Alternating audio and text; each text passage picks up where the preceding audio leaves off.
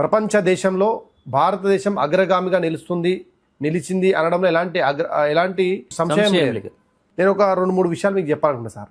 ఈ దేశము 12 ఏళ్ళు మోడీ పాలనలో 4వ అతిపెద్ద ఆర్థిక కేంద్రంగా మారింది. అదేవిధంగా ఆటోమొబైల్ ఇండస్ట్రీలో 3వ అతిపెద్ద దేశంగా ఈరోజు ప్రపంచ దేశాల్లో భారతదేశం ఉంది. అదేవిధంగా మొబైల్ మ్యానుఫ్యాక్చరింగ్ అండ్ ఎక్స్పోర్ట్ లోపల 2వ అతిపెద్ద దేశంగా భారత్ ఉంది. Made in India. ఎస్. అదేవిధంగా ఈరోజు ఇన్ఫ్రాస్ట్రక్చర్ డెవలప్మెంట్ విషయంలో, ఇండస్ట్రీస్ డెవలప్మెంట్ విషయంలో ప్రపంచంలోనే అత్యధికంగా ఖర్చు పెడుతున్నటువంటి దేశం భారతదేశం. యూపీఐ ట్రాన్స్పరెన్సీ ట్రాన్సాక్షన్స్ చేయడంలో ప్రపంచంలోనే నెంబర్ 1 భారతదేశం.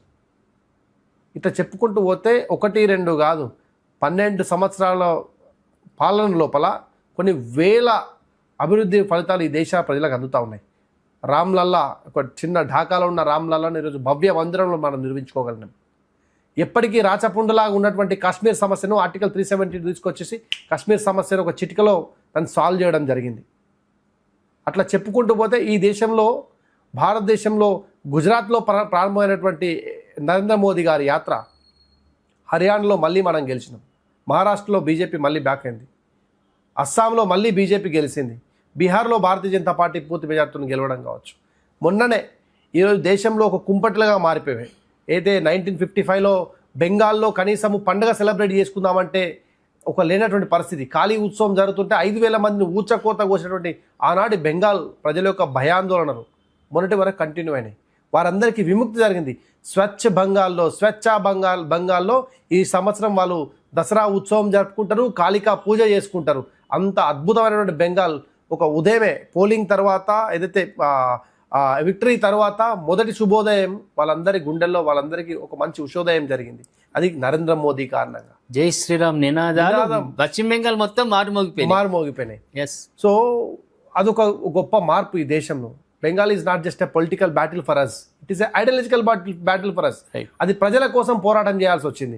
బెంగాల్ ప్రజలను పట్టి పీడిస్తున్నట్టు ఒక భూతాన్ని తరిమి కొట్టాల్సిన అవసరం వచ్చింది. తాటకి లాంటి ఒక రాక్షసత్వం కలిగినటువంటి మనుషులను అక్కడ తరిమి కొట్టాల్సిన పరిస్థితి, రాముడులా నరేంద్రుడు అక్కడికి వచ్చి అక్కడ గెలవడం జరిగింది.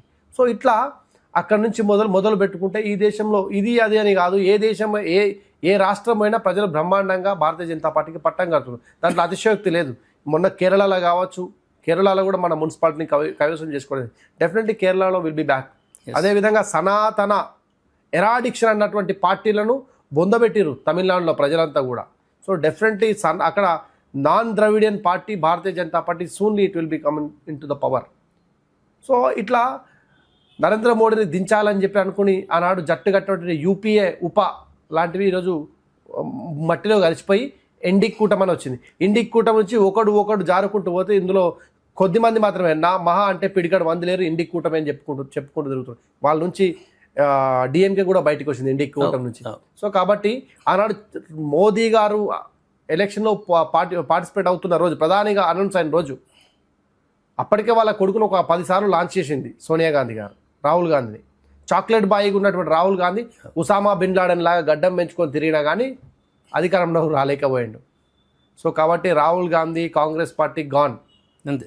ఈ దేశంలో భారతీయ జనతా పార్టీ, భారతీయ సాంస్కృతిక మూలాలు కలిగినటువంటి వ్యక్తులు ఈ దేశంలో ఈ దేశాన్ని, ఈ ధర్మాన్ని, సంస్కృతిని, ప్రజల యొక్క ఒక అభిష్టాలను వాళ్ళ మేరకు పనిచేస్తున్న పార్టీలకు మాత్రమే పుట్టగతులు ఉంటాయి.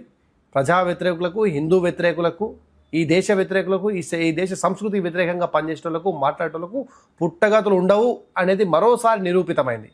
సుప్రీంకోర్టు అయోధ్యకు అనుకూలంగా తీర్పిస్తే మొదట దుఃఖపడ్డది కాంగ్రెస్ పార్టీ. కరెక్ట్. అది ఎటు పోతున్నారు, ఏంది ఇది, అదే వాళ్ళకి ఎన్నికలు రాగానే పెద్ద బొట్లు పెట్టుకొని గుడి దగ్గర పోయి ఫేక్ పూజలు చేయడము, నటించేటట్టు కెమెరా ముందు నటించడము, ఇలాంటి అలవాటు కాంగ్రెస్. మరి వాళ్ళ కూన్లోనే ఎప్పుడు కూడా ఏదైతే హిందుత్వము లేకపోతే ఈ దేశము అనేది ఎప్పుడు లేదు. బికాజ్ ఎవరు ప్రారంభించారు కాంగ్రెస్ పార్టీని? Who is he is a secretary of UK country. So ఆయనను పట్టుకొచ్చి ఈ దేశం 15 సంవత్సరాల వాళ్ళ టర్మ్లో మొత్తం పనిచేసినటువంటి వాళ్ళ కాంగ్రెస్ ఏఐసిసి అధ్యక్షులు ఎవరైతే ఉన్నారో వీళ్ళంతా Britishers, they are not Indians. స్వతంత్ర పోరాటంలో కాంగ్రెస్ పార్టీ అధ్యక్షుడు ఎవరు? బ్రిటిషర్స్. వాళ్ళు హిందూ, వాళ్ళు భారతీయులు కాదు కదా. సో కాబట్టి వాళ్ళ కూన్లో ఉంది దేశ వ్యతిరేకత.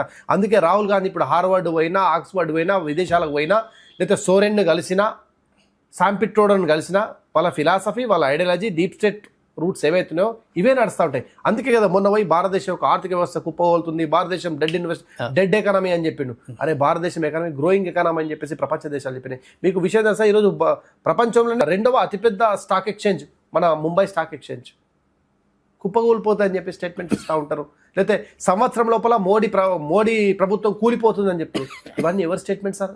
Who is behind Rahul Gandhi? Sam Pitroda, Soren లాంటోడు. డీప్ స్టేట్ సంబంధించినటువంటి మాటలు ఎందుకు మాట్లాడుతుండ్రు రాహుల్ గాంధీ అంటే, ఇది వాళ్ళకి ఎప్పుడు కూడా భారతదేశం గ్రోయింగ్గా ఉండదు, భారతదేశం అభివృద్ధిగా ఉండదు, భారతదేశంలో ఇండస్ట్రీస్ రావద్దు, భారతదేశంలో ఇన్ఫ్రాస్ట్రక్చర్ రావద్దు, భారతదేశంలో ఉద్యోగాలు రావద్దు, ఇక్కడ ఉన్నటువంటి యువత అంతా కూడా రోడ్ల మీదకి వచ్చి కొట్లాడాలి, మంటలు అంటించాలి, దాడులు జరగాలి, మత కలవలు జరగాలి, దట్ ఈస్ బాంబు పేలుడు జరగాలి.